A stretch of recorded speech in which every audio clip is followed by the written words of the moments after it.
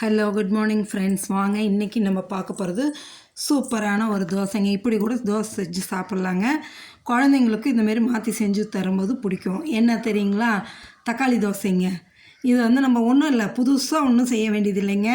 வீட்டில் அரைச்சி வச்சுருக்க இட்லி மாவு இருந்ததுன்னா போதுங்க. அந்த இட்லி மாவை எடுத்துக்கிட்டு என்னென்ன பொருள் போட்டு நான் அரைச்சி செய்கிறேன்னு சொல்லி காமிக்கிற பாருங்க. டேஸ்ட்டு அவ்வளோ சூப்பராக இருக்குங்க இந்த தக்காளி தோசை. பாருங்கள், இதுக்கு நான் ஒரு 10 தோசை ஊற்றுற அளவுக்கு தான் எடுத்திருக்கேன் பாருங்கள்.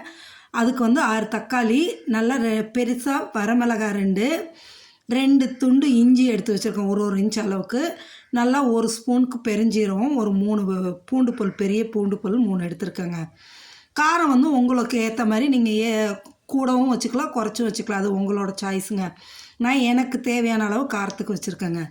இதை அரைச்சி எடுத்துடுறோங்க. மிக்ஸி ஜாரில் போட்டு நல்லா நைஸாக அரைச்சி எடுத்துகிட்டு பாருங்கள், இட்லி மாவு எடுத்து வச்சுருக்கேன் பாருங்கள். அந்த இட்லி மாவுலேயே போட்டு கலக்கிடுங்க. அவ்வளோதாங்க. அப்படியே ஆரஞ்சு கலரில் தோசை சூப்பராக வருங்க.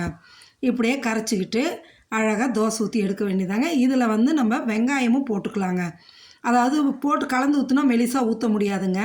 அதுக்காக நம்ம மெலிசாக ஊற்றுறதுக்கு ஊற்றிட்டு அதுக்கு மேலே வெங்காயம் போட்டுக்கலாங்க. பெரிய வெங்காயம் நறுக்கி வச்சுக்கிட்டு அதை மேலே தூவி எடுத்துட்டோன்னு வைங்களேன், உங்களுக்கு வேண்டிய அளவுக்கு மெலிசாக நெய்ஸாக ஊற்றிக்கலாம். மொறுன்னு வேணும்னா, இல்லை எனக்கு சாஃப்டாக வேணும்னா கொஞ்சம் மொத்தமாக கூட ஊற்றிக்கலாம். அது நம்ம சாய்ஸுங்க.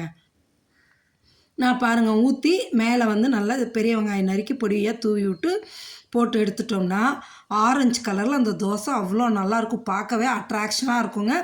சாப்பிட்றதுக்கும் அவ்வளோ டேஸ்ட்டாக இருக்குங்க. இதுக்கு ஏற்ற சட்னி தேங்காய் சட்னிங்க. இந்த தக்காளி தோசையும் தேங்காய் சட்னியும் அவ்வளோ சூப்பராக இருக்குங்க. நீங்களும் செஞ்சு சாப்பிட்டு பார்த்துட்டு எப்படி இருக்குன்னு சொல்லுங்கள். இன்றைக்கி இதை தான் சரி உங்களோட இதே ஷேர் பண்ணிவிடுவோன்னு சொல்லி அப்படியே வீடியோ எடுத்து உங்களுக்கு ஷேர் பண்ணணுங்க. சூப்பரான தக்காளி தோசை செஞ்சு சாப்பிட்டு பார்த்துட்டு எப்படி இருக்குன்னு எனக்கு கமெண்ட் செக்ஷனில் சொல்லுங்கள். நீங்களும் ட்ரை பண்ணுங்கள், மறக்காமல் ட்ரை பண்ணுங்கள், சரிங்களா? அவ்வளோ சாஃப்டாகவும் மொறுன்னு சாப்பிட்றதுக்கு அவ்வளோ டேஸ்டியாக இருக்குங்க. இந்த தக்காளி தோசையை செஞ்சு சாப்பிட்டு பார்த்துட்டு எனக்கு கமெண்ட் செக்ஷனில் சொல்லுங்கள். நம்ம சேனலை மறக்காமல் சப்ஸ்கிரைப் பண்ணுங்கள், லைக் பண்ணுங்கள், ஷேர் பண்ணுங்கள், சரிங்க? பாருங்கள் எவ்வளோ ஆரஞ்சு கலரில் அவ்வளோ நல்லா இருக்குங்க இந்த தக்காளி தோசை. நீங்கள் மறக்காமல் ட்ரை பண்ணி பாருங்கள். அவ்வளோ சூப்பராக குழந்தைங்களுக்கும் ரொம்ப பிடிக்குங்க. ஏன்னா ஒரே மாதிரி நம்ம தோசை ஊற்றி கொடுக்கறதுக்கும் இந்த மாதிரி மாற்றி கொடுத்தோம்னா அவங்க ஈஸியாக பிடிக்குங்க. அவங்களுக்கு ரொம்ப பிடிக்கும், சரிங்களா? செஞ்சு பாருங்கள். Okay, thank you.